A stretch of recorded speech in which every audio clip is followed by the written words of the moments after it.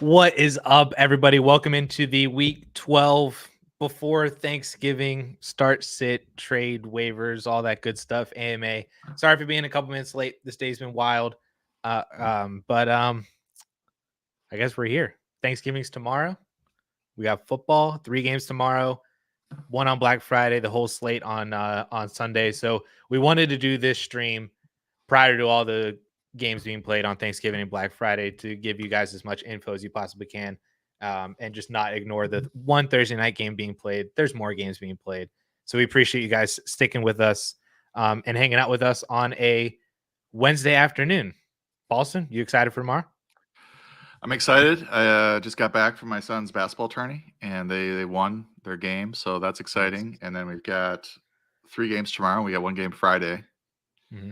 So, it's an extra game on Friday. So, a lot of football, a lot of turkey, pumpkin pie, whatever else you're into. Whatever you want. You can eat it on Thanksgiving because the calories don't count. Exactly. It doesn't matter.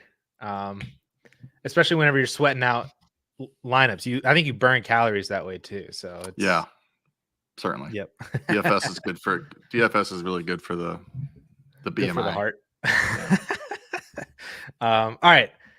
Yam Baggy got into it here first. We appreciate you, Yam Baggy. He says, happy turkey / football weekend, gents. So we got a dynasty question here. We're talking about Jahan Dotson's long-term outlook. He wants to keep believing in him, but is it a Sam Howell issue? Is it a scheme issue? Is it a Jahan Dotson issue? What's going on with Jahan Dotson? Should we continue believing in him? This is, I think, a very interesting question for sure.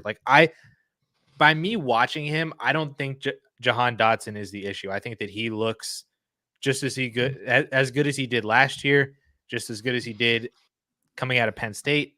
I don't think this is a Jerry Jeudy situation where it's not that the talent is so much in question. It's just they're not involving him as much, or maybe it is a Sam Howell thing or a scheme thing. So I do believe that he is still very much a talent over situation player. I would like to be buying Jahan Dotson, not for a first, but cheaper than that in Dynasty.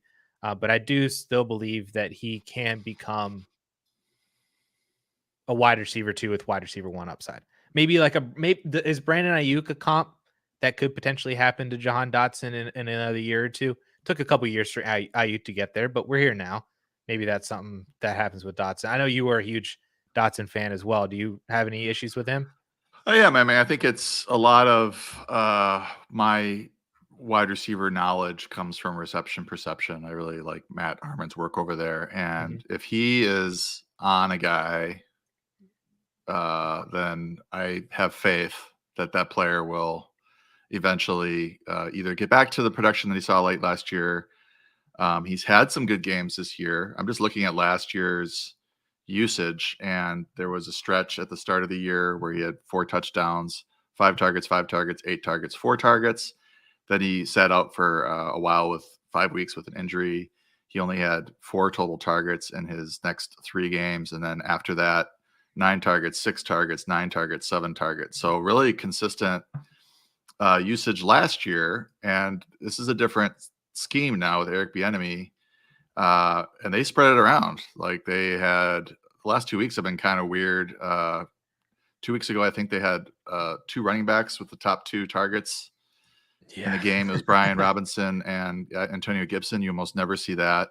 And I think last week was another weird one where it was Logan Thomas and a running back, if I remember correctly. So the receivers haven't been targeted as much last couple of weeks, but he did have a stretch there. 8, 10, and 8 from week 7 to week 9. And he delivered 5 for 43, 8 for 108 and a touchdown, 4 for 69 and a touchdown. And then last week he did have the 4 targets, 3 for 23 and a touchdown. But then in week 10, he had a goose egg on 2 targets. So I just think that the actual targets per game are up 5.7 to 5.0 from last year. But we're seeing this kind of up and down usage. So it's almost like a Gabe Davis situation, whereas I think Dotson is better route runner than Gabe Davis, but you have this really low floor and this really high ceiling. But it really has more to do with the scheme and what's happening in that specific game than anything to do with his talent. I think his talent is there. I mean, when Matt comes out with his write-ups Looking at, I think he'll find that, Dotson was pretty good because, his success rates tend to, repeat year after year. Tyler Lockett's a great example. Tyreek Hill, he discovered Tyreek Hill before Tyreek Hill became Tyreek Hill. So they tend to repeat and they tend to generate and, correlate well with fantasy points the following season. So long story short, I still believe in them. I think on a weekly basis, we just can't. There's a lot of receivers in this group, like, in that 30 to 50 range. You just can't trust them on a weekly basis. Right. You got to pick and choose those matchups. And sometimes it can be hard to do that. But when it hits, I mean, that Eagles game was massive. And I know there were people definitely touting him up based on the matchups against the defense and the corners and how their defensive coordinator likes to run like man or zone or cover 4. I see all that kind of stuff all the time on Twitter and on 4for4 as well too. So it's just picking and choosing for sure. But when he's on because he's a freaking good wide receiver. I still believe his last 2 games against Dallas, 3 for 72 on 4 targets last year, week 18, and then 3 for 43 and a touchdown, 4 targets. So really efficient in the 2 games against Dallas last year. We got a $2 super chat from Rockout. Rockout, thank you so much, man. He's asking, we're getting in the start sit now in a PPR format. He needs 1 running back and 2 flexes out of Javonte Williams, Zach Charbonnet, Chris Olave, Terry McLaurin, and Jaden Reed.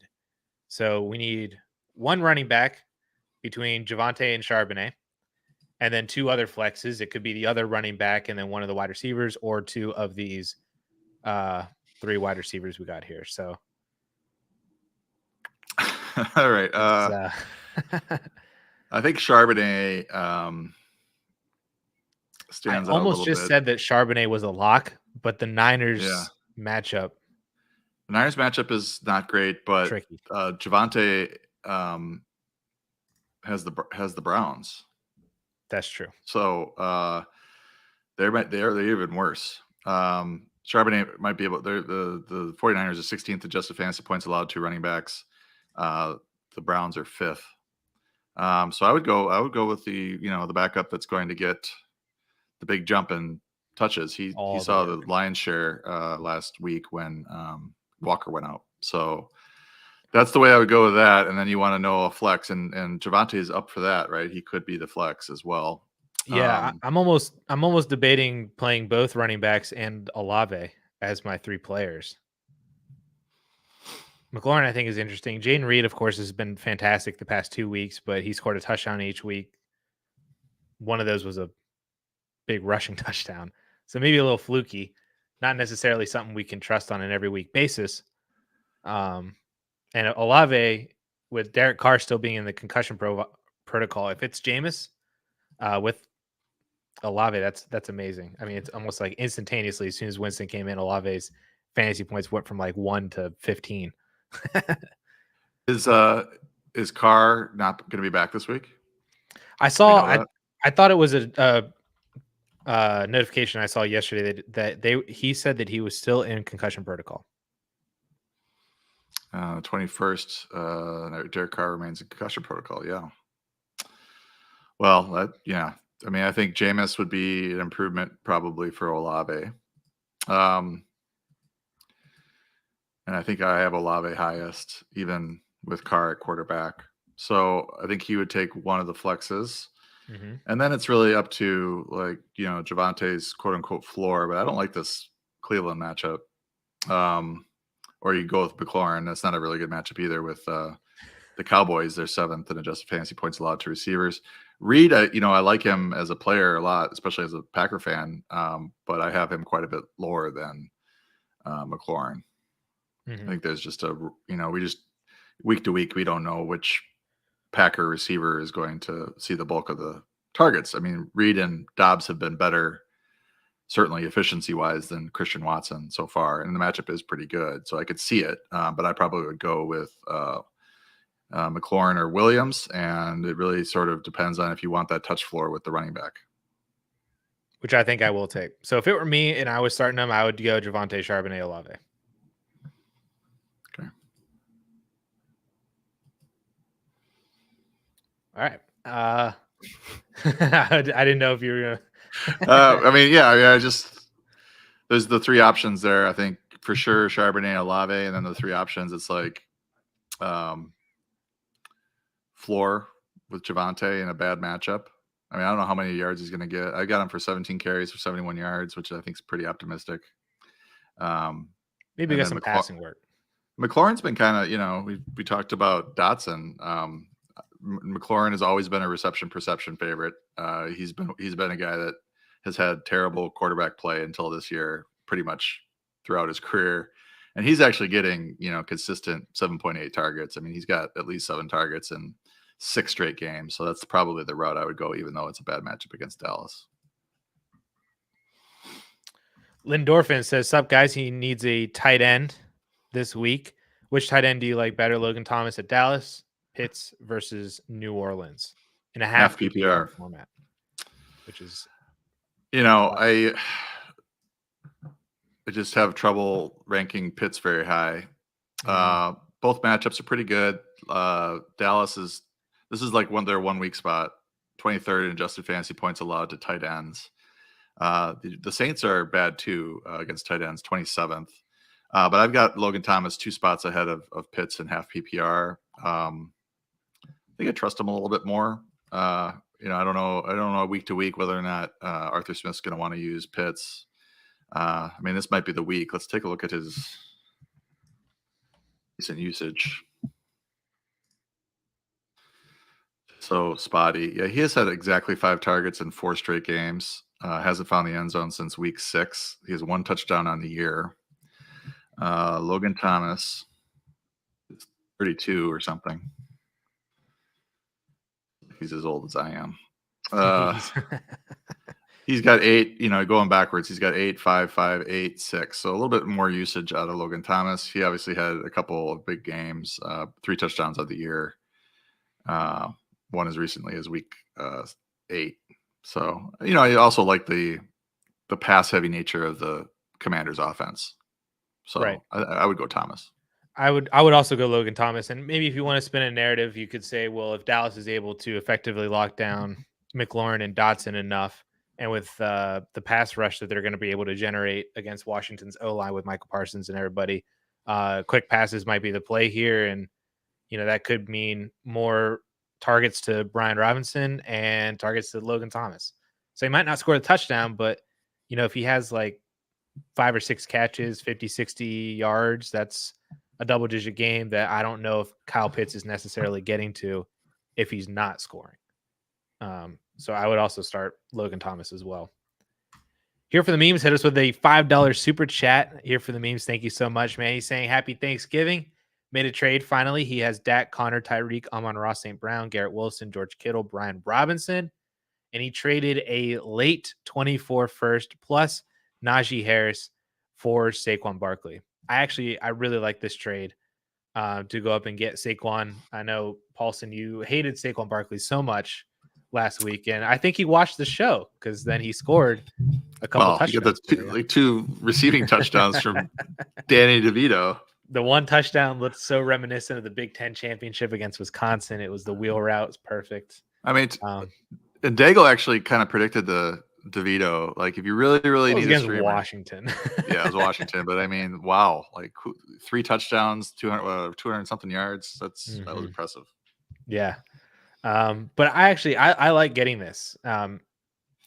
Saquon's schedule gets rougher though. The whole Giants schedule gets pretty rough over the next couple of weeks. But I like, I feel like you got Saquon at a discount here because I'm not the biggest Najee Harris fan for Dynasty long term. Really not all that much for the remainder of the season either. I feel like it's only a matter of time before Jaylen Warren starts getting more involved with Matt Canada getting fired. We don't necessarily know who the I mean, it's objectively Jaylen Warren's objectively better, isn't he? At this point, can't we? Yes, 100%. All agree on this. So. Every time I watch a Steelers game, I'm like, dude, Jaylen Warren is just so much better than Najee. I don't think Najee's trash. Yeah. Yeah, but I mean, this should be like 60-40 backfield with Warren. I agree. Yeah, this feels like how like Ramondre and Zeke basically is, or Pollard and Zeke last year. Yeah. That's effectively what this is. A late first. A first is great, but if it's late, I'm assuming it's probably your first, maybe, or maybe you had another contender's first and it's late. But if it's yours and then you win the championship and it's 112 and Najee for Saquon, that feels great, especially for dynasty purposes. Saquon being a free agent at the end of the year, he could go somewhere else. I'm assuming he's not going to re-sign in New York unless they pay out the wazoo for him, but I don't think they're going to. And I don't think Saquon wants to be there. So he could go and sign somewhere else and be a much better running back with the same workhorse ability on a better team. Yeah, what I like to do when you are talking dynasty is to pull up the DLF rankings just to see where the folks are there. Bruce, Jeff, Levi, Pete, Rob, and Ryan. We got to get your rankings on here, Addison. Oh, I won't do that. Saquon is at RB8 and Najee is at RB21, and he's actually ahead of Warren, which is a little surprising. Najee and Warren are both age 25 and Saquon's 26. You're only giving up a year and really bumping up. Barkley's a lot more valuable. Yeah, I love this here for the memes. Awesome trade. Rockout hit us with another $2 super chat. He's asking for a backup quarterback for the playoffs between Russell Wilson, I almost said Romeo Dobbs, Josh Dobbs, and Jordan Love as a backup for the playoffs. All three of these quarterbacks have been playing pretty well recently. And all probably have their own kind of argument for being a backup for the playoffs as a stash. But do you prefer one over the other specifically? Well, when I see a question like this, these guys are ranked fairly, I would say fairly close rest of the season. I like to look at the schedule to see. So I'm assuming if Rockout's here, he's listing, I assume you have a 3-week schedule, playoff schedule. In that case, Minnesota is where is Minnesota? I'm looking at my hotspots report here. I believe Minnesota has the best 3-week schedule out of the three of them. Cincinnati, neutral matchup. Detroit at home, that's a good matchup. And then at Green Bay at home, and that is not a great matchup. Green Bay is kind of a run funnel, but I think Minnesota just is going to pass anyway. Like, they don't really care. Denver has the 4th best remaining playoff schedule, excuse me, at Detroit, the New Orleans at home, or New England at home, and then at Chargers at home. So they've got Detroit and Chargers, 2 of the last 3. Those are 2 favorable matchups. The New England one's not very good. And then Green Bay, let's see here. They're down even below Minnesota. Love's got Tampa Bay, which is a good matchup in week 15, at Carolina, bad matchup, and then at Minnesota, neutral matchup. So Russ's schedule is the best. But I would say, like, it's just in a vacuum, if you weren't even considering, if you just wanted the guy with playing the best or has the most upside, I think Dobbs probably is that guy. I've got Dobbs at 15, Wilson at 16, and Love at 18 right now in rest of season rankings. Dobbs is also most likely getting Jefferson back. Yes, for those playoff weeks. The only issue, which I don't think would affect you for the playoffs, is week 13 bye for Dobbs. So yeah, it's tricky. But again, yeah, if you're looking for the playoffs, 15 through 17 specifically, I do think Dobbs is probably the answer for me. Russ, I think, is a very close second, though. I think the only thing that really, well, maybe 2 things, is that Dobbs is getting Jefferson. And I think Dobbs' defense allows them for more shootout games. I think you can argue that Russ, with his schedule, could be in shootouts as well with Detroit and Chargers. Yeah, Chargers could be in shootouts, but their defense is better. So Dobbs, it's just not even a concern. Their defense is terrible. And, they could be throwing just as much. And Dobbs offers rushing upside as well, too. Yeah. So you get a little bit of that as well. He has the ability to close one out inside the red zone. So I would pick Dobbs, but they're all very close for sure. Can I say that I think you asked me, I don't know if it was last week or 2 weeks ago, as a Steelers fan, if I would prefer Jordan Love or Kenny Pickett. I am affirmatively on the Jordan Love side of that. I still don't know if he's good or not, but he's definitely better than Kenny. His last couple of weeks have been better. I mean, we should probably talk about Jordan Love every AMA just to kind of do a temperature check. But the a last little 2 games have been segment. pretty good, and the one before it wasn't bad. So I just think he gets a pass. A lot of it with how young. I mean, it's like a historically young receiving core he's dealing with, and they're actually pretty good. Dontavia Wicks looks pretty good. Jaden Reed, Dobbs has been good. And if Watson ever gets it going, Watson's they're going to be a dangerous group. Jerome hit us with a super chat as well too from Canada. I'm assuming you're from Canada if you're paying in Canadian. But welcome. He says that he is rebuilding. He's got to shed some points. This is Dynasty. Rebuilding, he got to shed some points to secure the 1.02, which he believes would be Marvin Harrison, assuming that Caleb Williams goes 1.01 in a Superflex league. Give Hurts and Justin Jefferson. Give Hurts, Justin Jefferson, and Ayuk. Get Burrow, Jamar Chase, Nico Collins, Zach Charbonnet, and Will Levis. Oh my goodness. Cancel. Better. I'm going to be honest with you. I want Hurts, Jefferson, and Ayuk. I would rather have Hurts than Burrow. I'd rather have Jefferson and Chase. Well, they're basically a wash. I would still prefer Jefferson, but you can effectively cancel them out. But I would rather have Brandon Ayuk than Nico, Sharp, and Levis in Dynasty. So I know that you're trying to shed points, but at the same time, you're getting rid of Hurts and Justin Jefferson are 2 top 10 assets in Dynasty and Superflex. Burrow and Chase are as well too. But Ayuk has been climbing rankings. He's a borderline wide receiver 1 in fantasy production this year.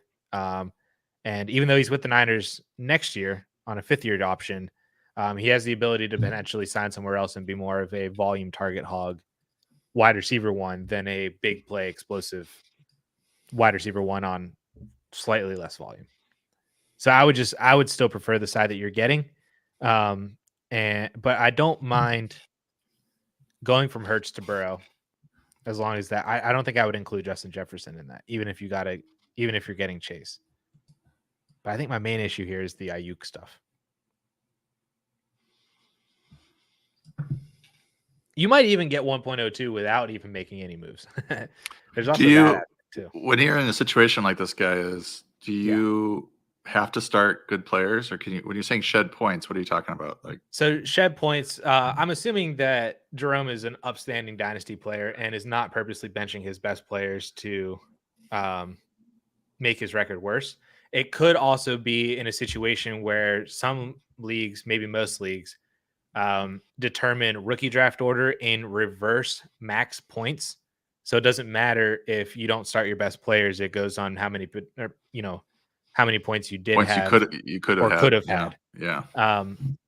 In which case, by shedding points, then that means just getting rid of the better players and getting assets that are not necessarily scoring right now. They're on IR, not doing well. As in the case of Burrow is going to be on IR. Chase is not going to do well because he doesn't have Burrow and he has Jake Browning throwing it to him. And that's in that case, you knowing you're going to get Marvin, would you add Marvin to that side with Burrow, Chase, Nico, Charbs, Levis, and then judge it that way? So the only issue with that is then you would have to include who he gets at the 103 on that other side as well too. Yeah. Who would be what? Who's the 103? Probably Drake May now.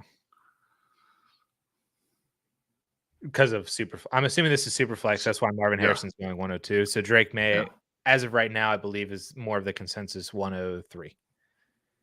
And then you got Egbuka and Neighbors and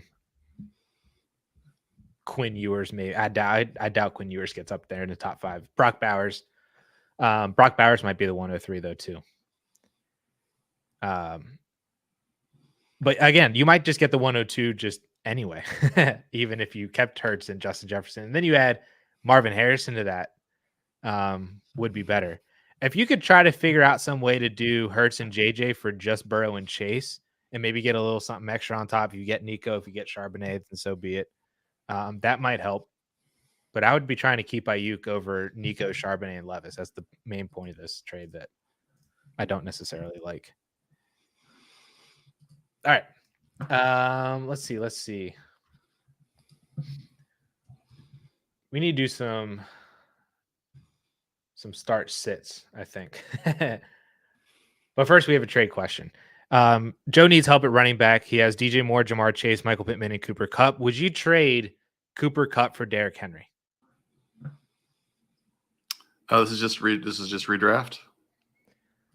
Like, I would assume so. We can approach it as a redraft trade. So rest of season, would you rather have Cooper Kupp or would you rather have Derrick Henry? And then how is? In sorry, PPR. I missed he's got DJ Moore, Chase, and Pittman, and Kupp. So he's stacked at receiver. He needs help at running back. I think that's reasonable. Kupp has got the ankle injury. I think if he were healthy, I would probably say no, because he's just, capable of 190 and 2 touchdowns any given week. But this year seems not a lost year, but just seems like he can't stay healthy. Henry has a nice, really nice. We talked about it, but his closing schedule is nice. The Carolina matchups aren't as nice as the numbers might make them seem, because Carolina has actually been better against the run over the last month or so. But he's got Carolina this week, Indianapolis next week, good matchup at Miami, which is a bad matchup, but that's a game where it could be high scoring, and he probably will score a touchdown, I would think. Houston, week 15, they're playing a little better. So he's got Houston twice, week 15, week 17. He's got Seattle in week 16, which is a good matchup. So he's got 3 good matchups, 2 neutrals and 1 bad. He's been somebody I was trying to trade for in my keeper league, just to kind of target this rest of season schedule. And I think he's somebody that can really get hot. We've seen it years past, where at the end of the year he just starts rolling. Yeti. So if you need a running back, I think he would be a good one to trade for. I think his schedule has went from really appealing to pretty appealing over the last week, last couple of weeks, because of Carolina playing a little bit better and Houston playing a little bit better. Would you entertain Chase for Henry and maybe another wide receiver coming back as kind of a sell high on Jamar Chase if you're in the camp of anticipating that Chase's production is going to be subpar? Would you entertain something like that? I don't necessarily want to speculate on who the wide receivers are on the Derrick Henry side, but if you get Henry and Jahan Dotson, like we kind of just mentioned, for Jamar Chase, would you entertain something like that? One thing with Kupp, he's looking iffy for this week against Arizona. He's got Cleveland in week 13, not a good matchup. Baltimore week 14, that's a bad matchup. Baltimore's like best in the league against the pass. But then week 15 and week 17, he has Commanders, worst pass defense in the league, and he's got the Giants in week 17. So that's a good matchup. And then he's got the Saints in week 16, which is kind of a neutral to bad matchup. So 2 of his 3 playoff matchups are great. If you're looking good for the playoffs, you might want to hold on to Kupp. But if you really need running back help, then you might want to either do the trade or do what Addison said and maybe let Chase go, because Jamar Chase has a lot of name recognition, but without Joe Burrow, it could get really ugly. See Garrett Wilson last week. I mean, yeah, he should. I mean, he might not even see. The thing is with Chase is that they might have T. Higgins and Tyler Boyd and some other like decent receivers, and Chase might not get the volume that Garrett Wilson's getting, which is keeping him afloat. Him and Devontae Adams are in basically the same situation, where they're just getting 12 targets a game, and they're all like, and half of them are good. Nothing. So to kind of bounce off of that, just as a segue, Beast Mode is asking if he should trade Jamar Chase for Brandon Ayuk. Caesar is asking if Jake Browning can be the one. So do you have specific feelings on either one of these two? Would you trade Jamar Chase for Brandon Ayuk?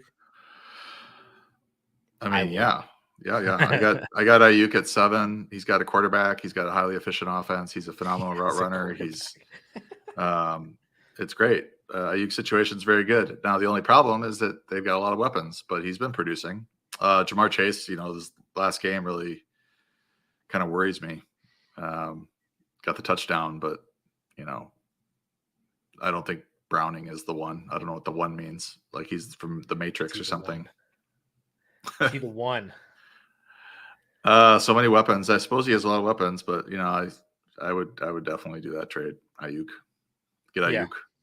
Yeah, I would get Brandon Ayuk, and I don't have any faith in Jake Browning. I think he was terrible in college, and I thought he's been terrible.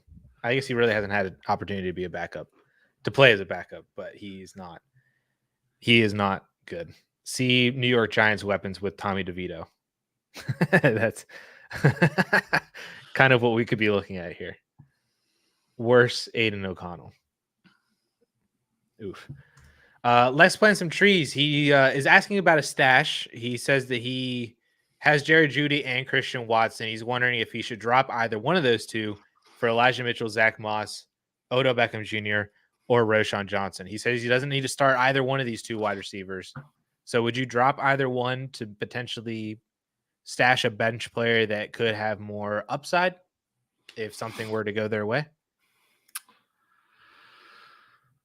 Jeudy, I think, is an interesting one. Yeah, I mean, I've been fading Jeudy all year, and Watson is just somebody that I would just keep on the bench because if he gets it going, he can break fantasy football if they start figuring it out. But we're not seeing him on the. They're giving the sweeps and the handoffs to Jaden Reed. So we did see some rushing last year with Watson. They're not doing that this year. So really what he's getting is primarily deep targets, and they're not connecting. Jordan Love's deep ball accuracy has not been particularly good. And then when there is a contested ball, Watson's not bringing it in. So I've got Jeudy at 49, Watson at 50, Beckham at 52 as far as receivers go. So Odell's he's got a shoulder injury, I believe, but his usage is increased, and he might be the wide receiver one there in terms of fantasy points the rest of the season because of his touchdown potential. Zay Flowers doesn't really catch touchdowns, or hasn't. He does. They're just called back. I think he had one, right? Or he has one that counted. Yeah. But with Mark Andrews out, there's a chance that some of these targets shift to the receiving core. But I don't have him above those two, just because I feel like either one of those two could be better, if things started to shift in their respective offenses. But I could understand it, though. I mean, these rankings are close enough that if you're sick of having Watson or Jeudy, then it would make sense to pull the trigger on Odell. And then when it comes to the running backs, it's like, what is your running back situation? Is it more dire than your receiver situation? I mean, which position are you more likely to need? Because yes, if Jonathan Taylor gets injured, Zach Moss is. I mean, he's the guy that jumps out here to me because we've seen it. Mitchell has been good at times, but I mean, there's an argument that Mason has been better, and if there's an injury to McCaffrey, then are we really seeing a bell cow role for Mitchell? We probably won't, and if we do, he probably can't handle it. So Moss would be my pick over Mitchell, and then Roschon is just kind of, I think he's the third back in Chicago right now. So I don't know if it's going to happen for him this year if Herbert and Foreman are both healthy, or one of them's healthy. Right. Yeah, I kind of just disregarded Roschon from this. I would be willing to drop Jerry Jeudy for Odell because it was kind of like you mentioned, like a change has happened in Odell's favor. Like I feel like, that Broncos offense, they've had 10 or 11 weeks to just do something different, and they haven't. And the formula has actually been working for them over the past couple of weeks. Like they have been winning games by not really throwing all that much to Jerry Jeudy. Like I don't see any upside with Jeudy, but like you just said, that there is upside with Odell, that maybe he becomes more of the stereotypical wide receiver one in Baltimore to replace the Mark Andrews role. and have some touchdown equity in that as well too. So there could be upside with Odell that I would rather have than Jerry Jeudy. I would also drop Jerry Jeudy for Zach Moss, like you just said. Like that might be more of a burning a roster spot kind of move because you're just waiting. And if Jonathan Taylor never gets hurt, then that move was inconsequential anyway. But if Jonathan Taylor were to get hurt, I mean, Zach Moss's value would go through the roof. He would be a number one waiver priority again, and everybody would be spending the remainder of their fab to get him. Yeah, and I would say that I think you agree that Watson has more upside than Jeudy.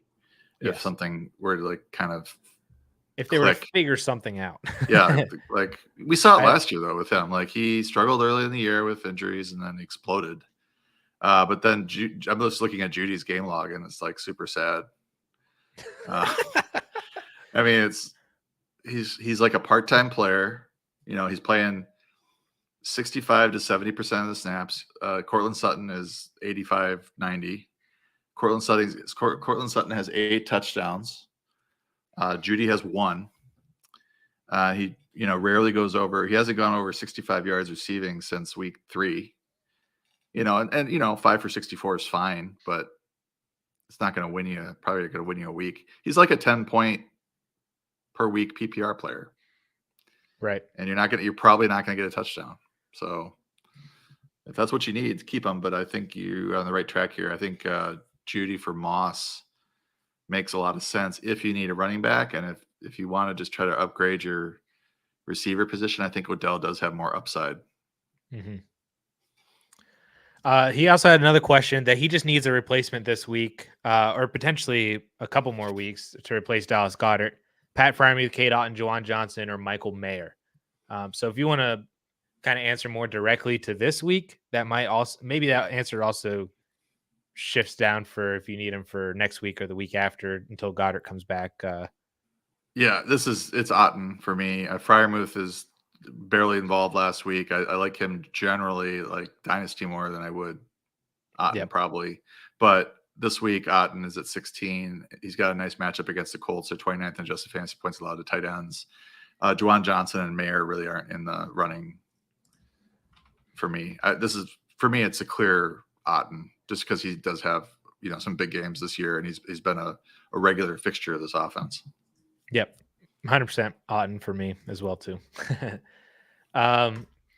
Trey is wondering if he should trade Amari Cooper and Javonte Williams for Tank Dell and Zach Charbonnet. Who would you like for the rest of the season?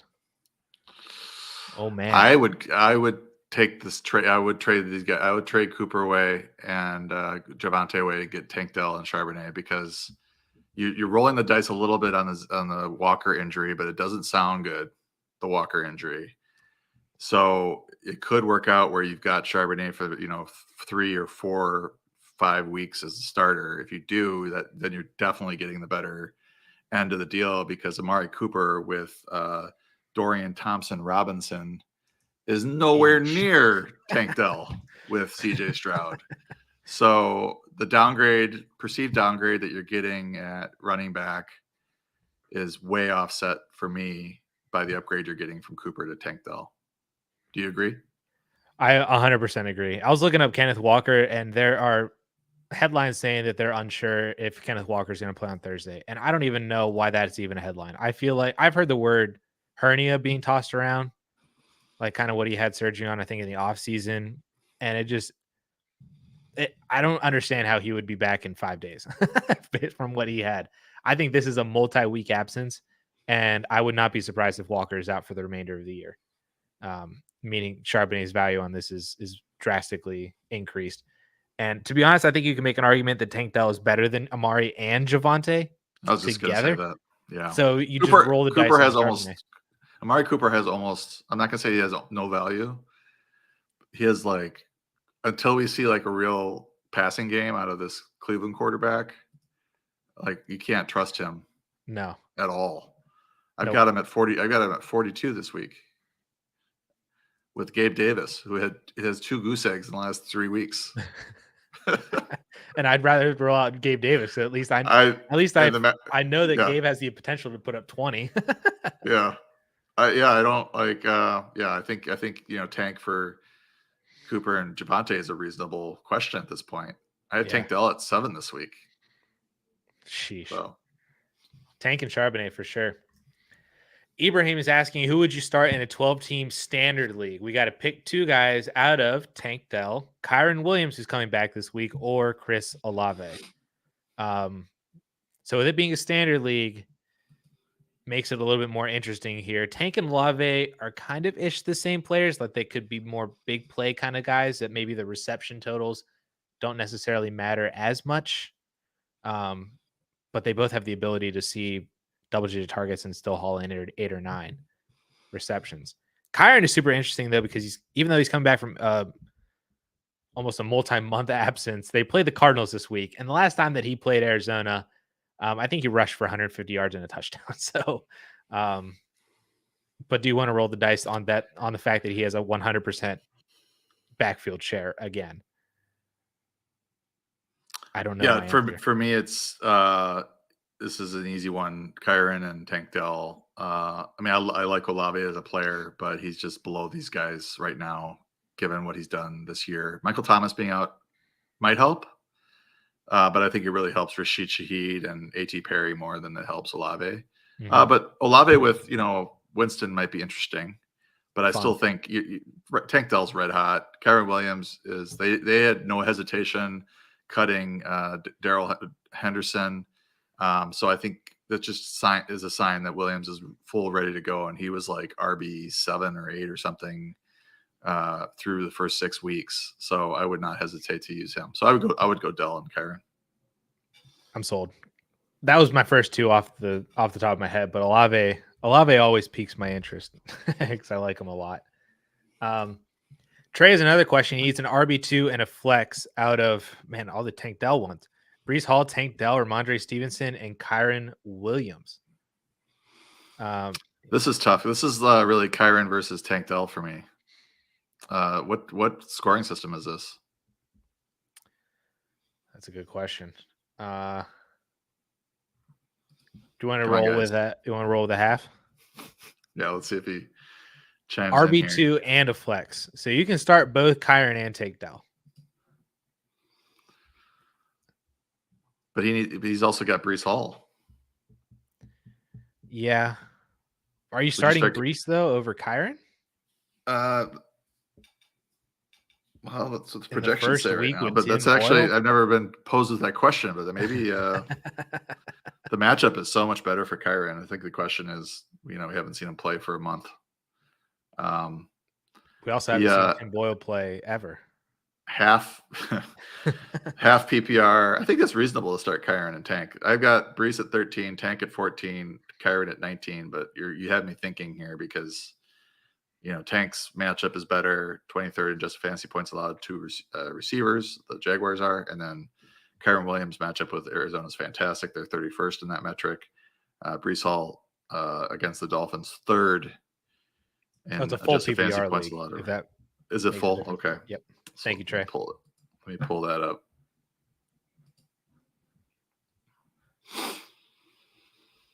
That puts Tank over Breece. So really it's between Breece and Kyron, I think. I don't think Steve Ramondre is in the running. No, I've disregarded Ramondre from the so it's Breece against the Dolphins. The Jets offense kind of sucks. Kyron has been really good. You got me thinking about that now. Should I move Kyron over Breece Hall or move Breece Hall down? I think Breece will still survive on receiving work, which in a full PPR could be helpful.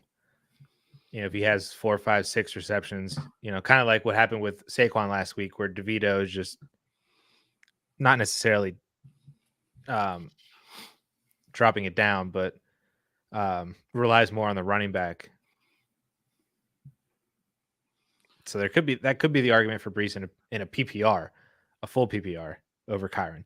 But I trust Kyron's workload a little bit more. Yeah, and he's got that matchup with Arizona, 20 for 158 and a touchdown.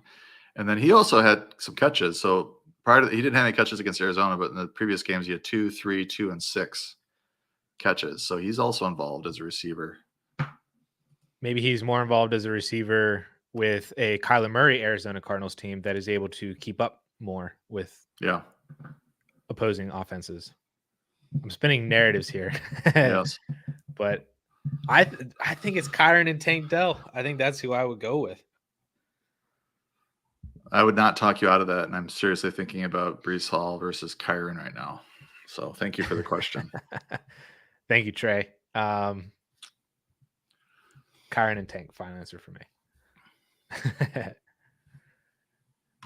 Here for the memes with a $2 super chat as well too. Thank you so much, man. He's asking Mostert or Cortland Sutton for Dynasty in a 10-man full PPR.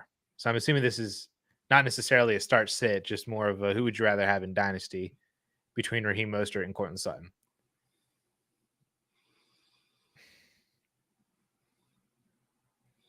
I think I would go with Raheem Mostert just because running back. I don't have a ton of faith in Cortland Sutton long term. Age comes in and becomes a factor for both of these guys. But Mostert, I think, is still signed through next year in Miami. So he'll be in a similar situation. Maybe Achane takes a little bit more next year if he's healthy, but he hasn't shown much of an ability to stay healthy. So Mostert's in the same role. We could just be doing all this all over again next year. So I would take Raheem Mostert. And I also think the upside is there with Raheem Mostert as well, too. I would roll the dice that Mostert maintains his situation and role in 2024. And if he does, that's way higher and better than Cortland Sutton. So you're taking a 31-year-old running back over a 28-year-old receiver. I like it. Yeah. That's going against the grain, right? I guess so. But like I said, like age becomes a factor for both of these guys. Like this isn't like Raheem Mostert or Jamison Williams, where you could spin the upside narrative for the young guy. Sutton, I feel like he just is what he is. And I would roll the dice on Mostert maintaining his role next year. Final answer. Let's see. Video Vandal question near and dear to your heart, Paulsen. What are you doing with Christian Watson? Are you buying low, selling, holding? I'm assuming this is in a dynasty context. But I'm sure you have thoughts as a Packers fan. Do you have thoughts on Christian Watson long term, both biased and unbiased? Well, the thing with him is that I think he's one that didn't fare particularly well in reception perception in terms of route running. So he's not like a natural route runner coming out of college, which makes sense because he's went to a smaller school. But he is the most athletic player on the field pretty much anytime he's on the field. He's certainly the fastest just about anytime he's on the field. So there's upside there. I don't know if he's going to put it all together. This has been I would say after what we saw last year in spurts, this has been a very disappointing season, but he got hurt again and then he came back, got hurt again, but then he's been back now pretty healthy and hasn't done anything. So it's certainly raising some questions about whether or not he's long-term going to be a wide receiver one type. Somebody on Twitter comped him to the next Chase Claypool.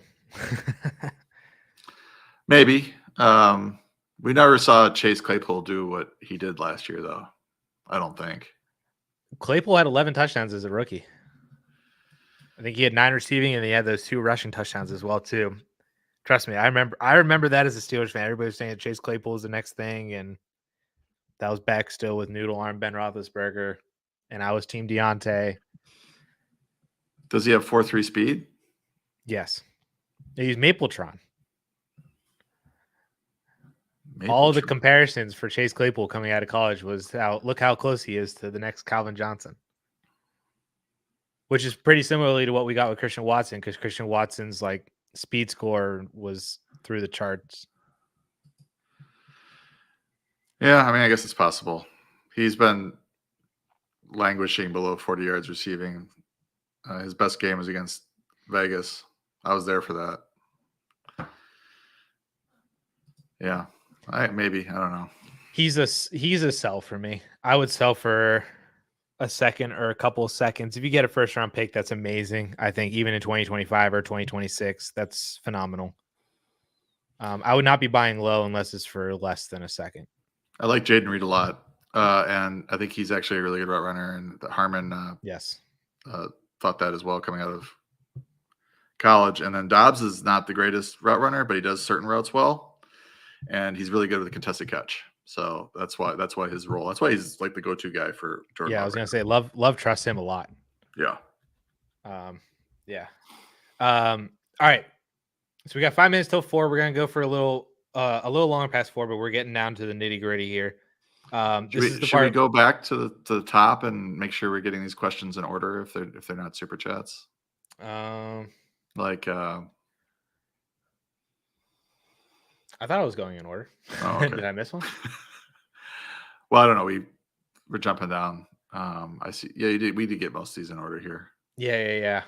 So I know that there are some dynasty questions in here that I'm going to skip over right now. This is usually the part where I say, if you guys have a dynasty question that I did not answer, throw it into the comments of the replay of this video, and I will answer every single one of those. I always answer every DLF, most DLF comments. But if you ask a good question, I am the person that is answering comments on the DLF side.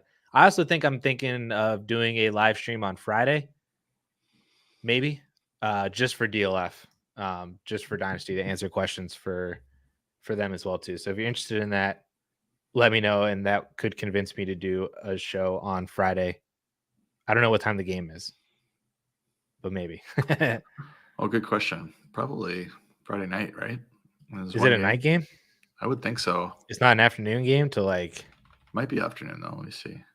Oh, it is. It's 12 p.m. Pacific, 3 p.m. Eastern on Prime. Well, maybe I'll do it before 3 then. We'll go right into the game. Maybe. I might still need convinced. All right. So we're just going to churn through some start sit questions here. So again, if I pass over to your question, I'm sorry, especially if it's Dynasty though, but drop it down in the comments, or if I do a show on Friday, I can answer it then.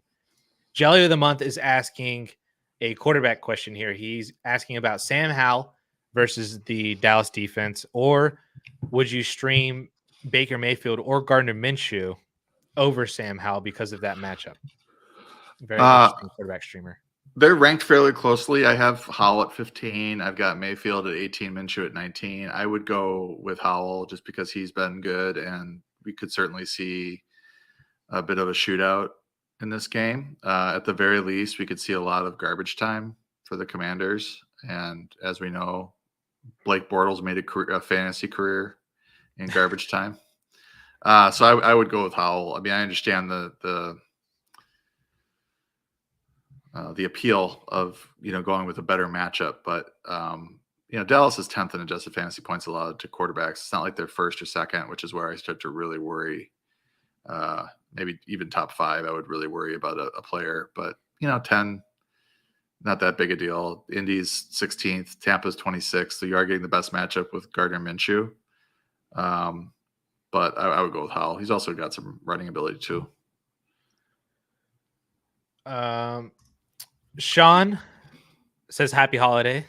Happy holidays to you as well, Sean. He needs to start 3 in a PPR league out of Jalen Waddle, Kyron Williams, Ramondre Stevenson, Jaden Reed, or Josh Downs. Can I simplify this and say that Waddle and Kyron are locks? So we just need to determine who the third is between Ramondre, Reed, and Downs. Is that inaccurate here? That's good. Okay. I like that. I've seen a bunch of the fantasy points guys, Scott Barrett, Graham Barfield, have been pumping up Waddle this week because of his yards per route run against cover 4 or cover 3. One of those two defenses. Who's Miami play this week? I already forget. New York. There we go. Run a lot. So Waddle has been pumped up tremendously on my timeline this week. We've mentioned a whole bunch about why we love Kyron. So Ramondre, Reed, or Downs? This is probably a floor with Ramondre versus, perhaps some ceiling with Reed or Downs. I think Ramondre is probably the right play here. He's probably got a 15 to 17 touch floor, and they're playing the Giants, right? They're middle of the pack, and adjusted fantasy points allowed to running back. So that's probably the way I would go. And it seems like his injury, he was not on the injury report today. So it seems like he should be good to go for without an injury designation as well, if you're worried about that. I know some people were curious on Zeke. Some people were asking me about Zeke, I should say. So I would also go Ramondre as well, too. Ibrahim, in a standard league, Logan Thomas or Isaiah Likely, he needs to drop one moving forward. So I guess we haven't had an Isaiah Likely question yet. How do you feel about him now as the new tight end in Baltimore for probably the remainder of the year? And would you rather have him or Logan Thomas? I would rather have Isaiah Likely. I think there's just more upside there than with Logan Thomas. Logan Thomas is a nice low-end tight end one. But Isaiah Likely last year in the 3 games that Mark Andrews missed, he averaged 3.3 catches for 44 yards, 0.33 touchdowns, 6.3 targets per game. I don't know if it was a year before, but he's had some nice season or nice outings. Yes, he's only been he's only been in the league for 2 years. So he had 6 for 77, a touchdown and 7 targets in week 8 of last year, and then he had 8 for 103 on 13 targets in week 18. Now things have changed a little bit because the receiving core is better there, but coordinator change as well too. Yeah, I just feel like he's got more upside. Yeah, he's kind of the unknown that could have more upside or could have, like, I feel like Isaiah Likely could just turn into what Logan Thomas kind of was and has been for the majority of the year. Yeah, I could see that. But he's also in a much better offense and I would say it's a little bit alarming, looking at his game log, 74% of the snaps last week after Andrews got injured, and he only had 2 targets, he had a goose egg. So that's a little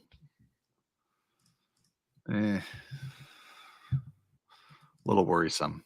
So I guess safety is Thomas, and if you want to kind of roll the dice a little bit, does the standard affect it at all for you?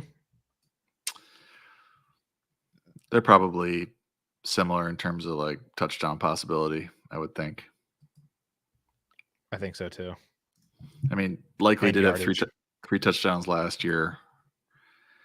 I'm looking at so he had 3 games last year where he played more than 60% of the snaps, and then he had 6 for 77 and a touchdown and 7 targets, 1 for 24 and a touchdown and 5 targets, and then the aforementioned 8 for 103. So 3 usable games. Yeah. 19.7, 9.4, and 18.3 PPR. So that's pretty good. I think I'd go with Likely. Maybe if you can survive without having to drop one this week, maybe see how the usage looks for Likely this week. And then that could probably help your decision moving forward. With that said, for this week, as kind of a segue, Lee is wondering if you would start Likely or Cade Otton in a half PPR this week. And also says, Happy Thanksgiving. Happy Thanksgiving to you. I would go Likely. The snaps were there, even though the targets and catches weren't. We saw it last year. The Chargers are 25th in adjusted fantasy points allowed to tight ends. Dallas, or who would you say those Otton? The Colts are a good matchup for Otton as well. So that that kind of is a wash in terms of the matchup. Otton's usage has been pretty good. Just want to pull up his game log. I know he had the 2 touchdown. He has been kind of on a roller coaster for sure. Because he was pretty solid. He's been solid at times. 6, 6, 9, 3, 5 are the targets. And he's got 3 touchdowns, and 2 of them came in 1 game. And since then it's 2 for 10 and 4 for 49. So yeah, I would say roller coaster is probably, he's playing a lot of snaps though. He's out there like 95% of the time plus. I think Likely will play a lot too. I would go with likely. I'd go with likely has a better chance of being higher on the target totem pole than Otton playing behind Evans and Godwin and Rashad White with the way that he's been catching passes recently too. Likely, we're not necessarily sure, but he has a better chance to be ahead of OBJ and Flowers and all the running backs for sure. Jay Lizard hits with a $2 super sticker. I can't see the sticker, but I'd imagine it is freaking awesome. StreamYard at least won't show the sticker. I'm gonna have to go into YouTube after the fact and see what it looks like. But appreciate the sticker, Jay Lizard, and appreciate the support. Daniel is asking in a half PBR league, Jalen Warren, Devon Achane, or Tyler Lockett? A very interesting question here for sure. Achane might not play again, which is super unfortunate. But even if he does play, would you trust him? I mean, dude played like 2 snaps and then promptly left again. It's funny. I had him ranked high, but I saw people saying, Achane no matter what, and like, all this, I guess referring to draft day, the wonderful film, Kevin Costner. But then he's like out. It's bad. I have him pretty high. I think if he's healthy, he's going to be involved. He's at 55. He's not super high in the flex. And then Lockett probably. You get San Fran. At 70. And then who's the other one here? Jalen Warren. He's at 46. So again, Cincy I think has given up some big runs. I would go with Warren. I think he's probably your safest option.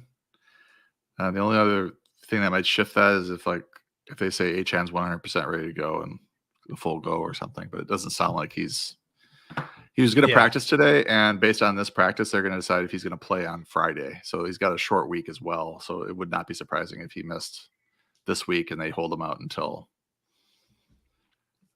week 13. I think my answer for this is Tyler Lockett, to be honest with you, even still against San Fran. The upside is just there for sure.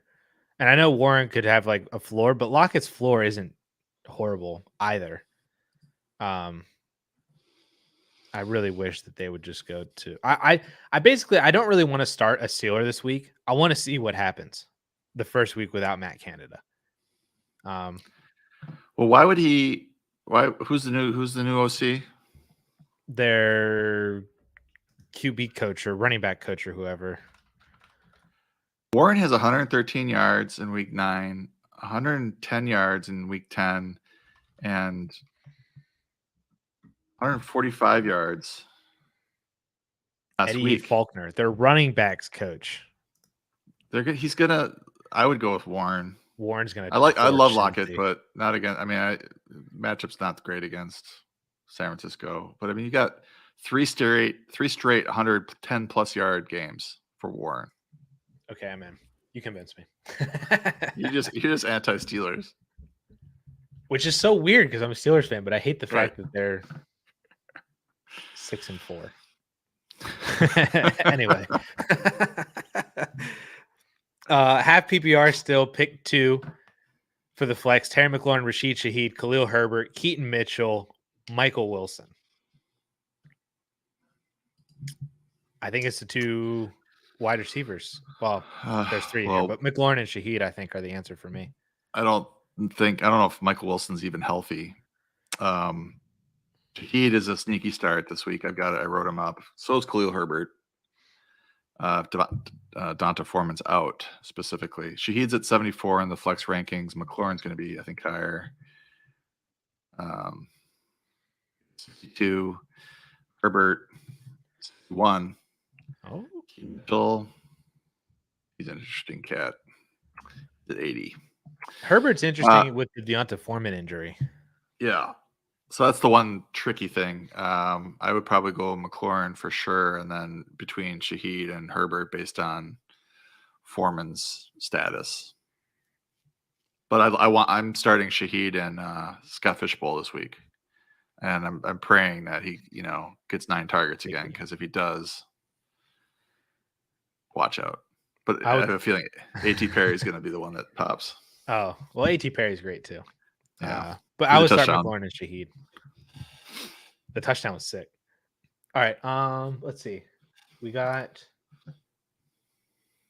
help Miso.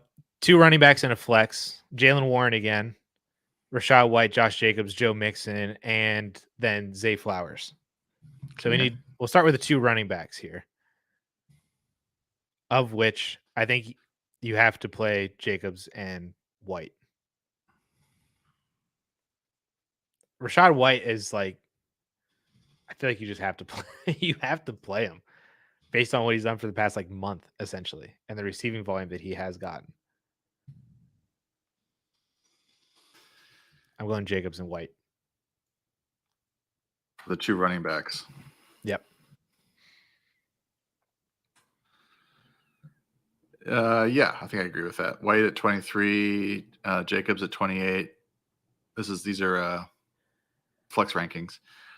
Mixon at 34, Warren at 46. But I feel good about after my big sell job, on Jalen Warren that he should be higher. He's running really well. Is he your flex then? Are you going Jacobs? I don't know. White, I'm Warren? thinking about it. Because what is this? I mean, Mixon did have a really good game with Browning, right? Didn't he score both his touchdowns after the injury to Chase? Had 1 touchdown with Browning. What about Mixon though? Mixon had he had 1 touchdown receiving. 1 touchdown. That was from Brown. Was that from Browning? He had 5 catches. Let's find out. I think I got depressed after the injury and turned it off. Then after the Andrews injury as well too. Yeah, that's when I turned it off. No, it was from Burrow. It was the first quarter of the game. So I saw that Mixon did do well last week. I was wondering, 69 yards rushing, 31 receiving with a touchdown. Warren's tempting though, because you just don't know how good this Bengals offense is going to move the ball. But you could say the same thing about the Steelers. But he's been great, Jalen Warren. I would do 3 running backs instead of Flowers. Yeah, I haven't been considering Flowers either. White and Jacobs for me are the 2. I think if it were me, I think I would play Mixon. But Warren definitely has a very solid case as well too. The Steelers have been beatable through the ground, for sure. Since he has been too. But Mixon's not splitting the backfield with anybody. That's the helpful He's not, part. But Warren's probably better in a vacuum. Probably. More explosive for sure. If it were me, I'm going White, Jacobs, Mixon.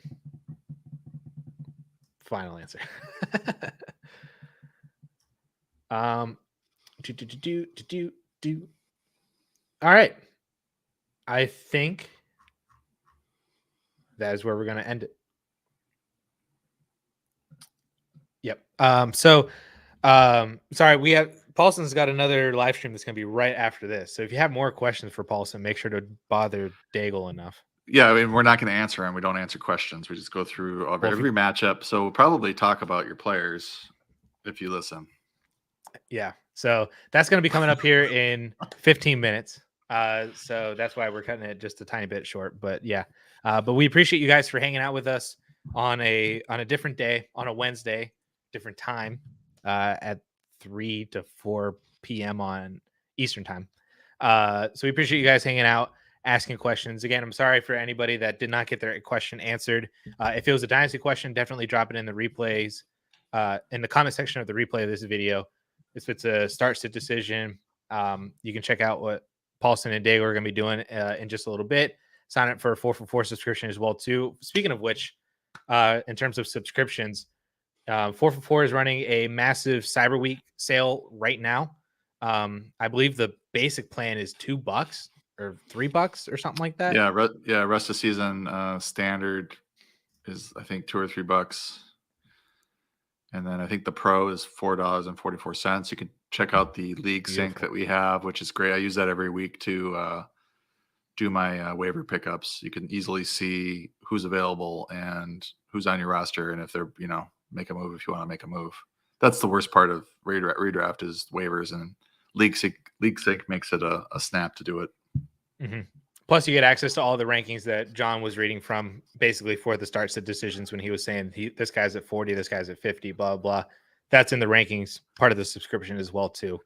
And the DFS and the betting are on sale, too. I think the betting is a great deal at 19 for rest of season. You could probably, win that back. And you can win that back tomorrow. Tomorrow. Yeah, for sure. So that's happening right now at 4 for 4. DLF's our subscription discount begins on Friday, on Black Friday. It is 30% off the annual subscription as well, too. And if I have a live stream, then I'll talk about that then, too. But want to let you guys know about these two discounts for subscriptions. Again, appreciate all you guys for hanging out with us. Hopefully you guys have fantastic Thanksgivings, fantastic holiday weekend as well. Hopefully you guys win all of your matchups or lose your matchups. If you want to lose, that's a dynasty thing for sure. But yeah, thank you guys so much for hanging out. We will see y'all next week. Later.